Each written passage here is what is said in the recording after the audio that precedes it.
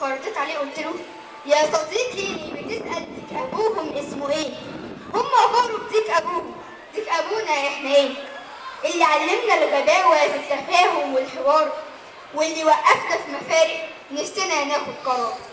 ديك أبوهم كان صريح في التبجح والفساد، ديك أبونا كان مريح في المحاولة والسكات. ديك أبوهم كان مفرعن، كان بيحلم بالميراث، استباح من الغلابة، كان نظام محروق بجاز. ديك أبونا كان ملوش فرع أصلا في الأساس.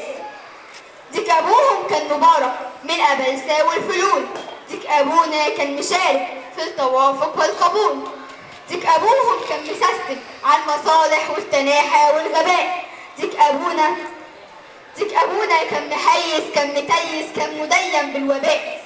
يعني هم بديك أبوهم حولوا بلادنا لتكية، وإحنا برضو بديك أبونا كنا فارشين الوصية بالمباخرة والمواساة والمباركة والدعاء.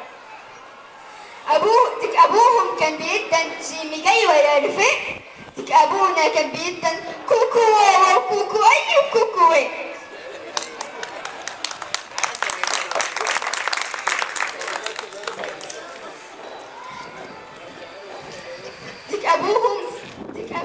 ديك أبونا وديك أبوهم للأسف كانوا سواء.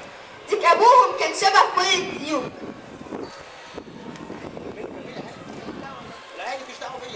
ديك أبوهم كان شبه كل الديوك. ديك أبوهم كان شبه كل الديوك.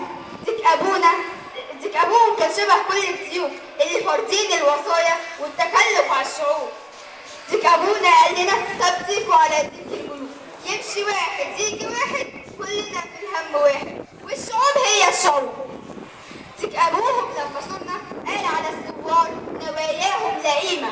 ديك أبونا لما صرنا بكل هم حول الثورة الجريمة.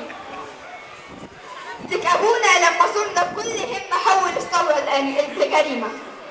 ديك أبوهم لما أذنبوا قالوا لنا: ادخلوها خاضعين. ديك أبونا لسه متدهول بيسأل: انتوا كل يا جماعة أفضل الشمال ولا اليمين؟ ديك أبونا لسه متدهول بيسأل: انتوا كل يا جماعة أفضل الشمال ولا اليمين؟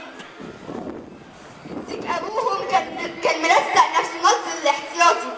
ديك أبونا كنتش خايف أم مسلم اعتماطي.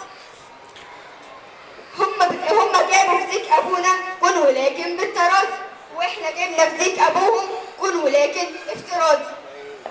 والنتيجة ديك أبوهم لسه كاره للأذان، لسه مطلق حر رغم من المدان. ديك أبونا لسه مسجون جوه حلمه ودمه سايح في الميدان.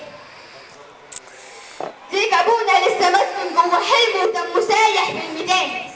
يعني هما بديك أبوهم طلعوا ديك اللي جابنا، واحنا برضه بديك أبونا كنا بنسدد حسابنا. ويلا غاروا بديك أبوهم واحنا لسه على ديك اللي جابنا، ويلا غاروا بديك أبوهم واحنا على ديك اللي جابنا. وعلى فكرة مؤكد لو حسيتها كمان هيبقى الأداء أعلى جامد. شجعت أول مرة ولا إيه؟